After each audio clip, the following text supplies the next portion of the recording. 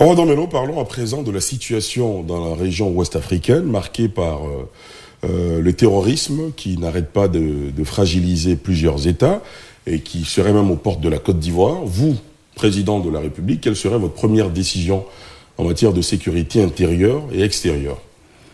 D'abord, comme je dis, il faut avoir une autonomie en matière de politique de défense et de sécurité.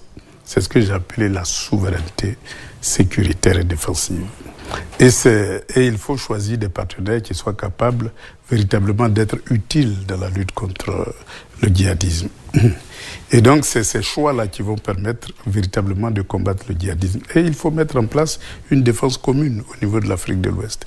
Et donc, si on a une défense commune, il est bien évident qu'on pourra co-gérer, je veux dire, les infiltrations des djihadistes à travers les différents États. Vous savez, quelque chose que l'AES a fait d'intéressant, c'est d'avoir mis en place une défense commune entre les trois États.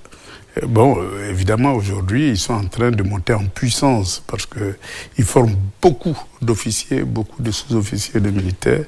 Ils achètent beaucoup de moyens militaires. Ils sont même en train de développer un complexe militaire pour être de plus en plus autonome, ne serait-ce qu'en matière de munitions.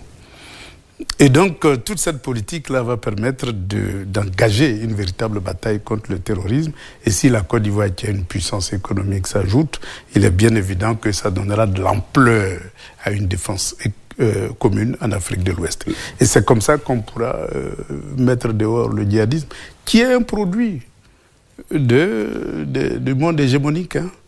Le djihadisme a essaimé en Afrique de l'Ouest après la chute de la Libye. Mais pourquoi ils ont attaqué la Libye? Parce que la Libye était au cœur des institutions panafricaines. Vous êtes clairement en faveur de l'AES? Ah ben oui, moi je suis complètement en faveur de l'AES. Parce que sur le même axe de l'Est? Ah ben certainement sur l'axe de la souveraineté. Parce que vous-même vous l'avez souligné, aujourd'hui ils coopèrent avec la Corée, ils coopèrent avec la Turquie, ils vont chercher la technologie là où ils estiment que c'est utile pour leur souveraineté. Et ils construisent des complexes industriels sans avoir besoin de l'autorisation de qui que ce soit parce qu'ils ont mis en place une banque d'investissement commune qui permet d'engranger leur richesse en or et d'utiliser ça comme fondation pour lever des financements pour leur développement. Donc c'est des exemples qui sont utiles pour la Côte d'Ivoire tout entière. Ils sont sur le chemin de la souveraineté. Sur le bilan sécuritaire de l'AES, vous dites il monte en puissance. Certains autres observateurs estiment que le résultat escompté n'est pas au rendez-vous, tant il y a la résurgence d'attaques terroristes ces dernières années, ces dernières semaines. Ben, c'est pas moins que quand la France avait en charge la gestion de la sécurité dans l'AES. Hein. C'est pas moins. Aujourd'hui, au contraire, il y a une vraie armée. Une vraie armée qui s'organise, qui acquiert des armes, qui s'entraîne et qui... C'est ça le plus important. C'est pas qu'on vienne sous-traiter notre défense à une puissance extérieure, mais le simple fait d'avoir des partenaires qui soient capables de vous permettre de monter en puissance et de prendre en charge votre destin. Quelle est la différence entre traiter avec la France, par exemple, et traiter avec la Russie pour sa sécurité? Parce que certains vous dites qu'on doit couper le cordon avec la puissance coloniale de l'époque, mais vous décidez d'aller vous mettre derrière la Russie, qui prendra simplement la place de la France. Ben ça, c'est ce que j'appelle la propagande. Le Maroc a bien sa puissance militaire, mais elle coopère beaucoup plus avec la France qu'avec n'importe quel autre pays. Pourtant, son complexe industriel, eh bien, ils l'ont développé en coopérant avec tout le monde. Prenez l'Égypte. L'Égypte a été libérée par la Russie pendant la période coloniale et a armé l'Égypte. Mais l'Égypte a plusieurs partenaires, les Américains. Les Américains même sont beaucoup plus présents en Égypte qu'ailleurs.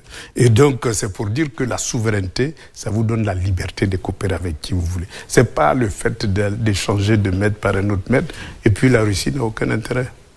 Il n'a aucun intérêt. Toutes les matières premières que nous avons dans notre sous-sol, ils en ont en quantité énorme et puis ils sont même pas nombreux. Et donc, vous savez, ces idées-là, écoute, la Russie a bien libéré l'Europe sous le nazisme. Mais l'Europe n'est pas devenue une colonie russe. Au contraire, c'est devenu une colonie américaine sur le plan défensif. Donc, si l'Europe qui est une puissance coloniale, a besoin de coopérer avec les États-Unis pour sa défense, il est bien évident que nous, on a besoin de coopérer avec les plus grandes puissances militaires pour développer notre capacité défensive. Si l'Europe en a besoin, nous aussi on en a besoin. Et donc coopérer avec la Russie, il ne faut pas se le cacher, c'est la première puissance militaire au monde en matière de technologie défensive. Donc aller prendre le meilleur là où on peut l'avoir, il faut aller chercher. C'est comme la Chine, c'est comme la Turquie, ils ont des spécificités. Et il faut aller chercher le meilleur pour la Côte d'Ivoire et pour tout le continent africain. Selon nos informations, vous étiez récemment, il y a quelques jours, en Russie. Vous avez pu rencontrer Vladimir Poutine ? Ça relève... Vous lui avez confié votre candidature ? Ça relève... Est-ce que vous aurez le soutien de la Russie si vous êtes élu président de la République de Côte d'Ivoire ? Ça relève... ça relève de quoi, dites-nous ? Ça relève des relations que j'ai. Donc, vous savez, certains se targuent d'avoir des relations en Occident. Moi, je me targue d'avoir des relations au sein des BRICS. Donc c'est tout à fait normal que dans un monde multipolaire, un homme politique a besoin de relations au niveau international. J'ai commencé par tisser mes relations avec la Chine, avec un certain nombre de pays, même la Turquie, quand j'étais conseiller d'Alpha Condé. Et aujourd'hui, je coopère avec la Russie et le monde des BRICS en général. Ça me permet d'avoir des relations et de savoir ce qui est meilleur chez eux, pour mon continent, pour la Côte d'Ivoire. Et donc, pour moi, je vais dire, c'est des relations qu'il faut entretenir. Parce que le monde est fait des relations, surtout un acteur politique. Pour revenir à la situation sécuritaire dans la sous-région, dans une interview fleuve diffusée sur les antennes de la télévision nationale du Burkina Faso, le capitaine Ibrahim Traoré a laissé entendre que la Côte d'Ivoire était une sorte de base arrière pour les groupes terroristes et que la Côte d'Ivoire aurait un accord de non-agression entre le pays et les groupes terroristes. Comment vous réagissez à cette assertion ? Pour le moment, je n'ai pas d'éléments qui me permettent, peut-être qu'il a plus d'éléments que moi, mais moi, je n'ai pas ces éléments-là qui me permettent d'affirmer cela. Mais je vais dire qu'il faut être conscient du fait que les rapports militaires entre la France et la Côte d'Ivoire, souvent, peuvent poser des problèmes. Parce qu'ils ont le droit d'aller et venir sur tout le territoire. Ils ont le droit de circuler partout sur toute l'étendue du territoire et souvent même sans autorisation préalable. Donc, qu'est-ce que ça cache tout ceci ? Je vais dire, c'est les accords de défense. Donc, pour moi, je vais dire... Est-ce qu'ils sont aussi toujours présents après la fermeture du 43e Lima notamment ? Vous savez, il y a beaucoup de sociétés militaires privées françaises qui opèrent en Côte d'Ivoire, donc c'est pas ça qui manque. Et puis, les accords existent. Je vais dire, ces accords-là peuvent être activés à tout moment.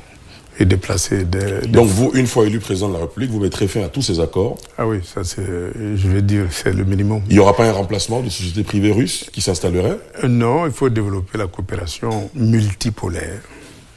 Parce que nous sommes dans un monde multipolaire où on va prendre le meilleur là où il se trouve.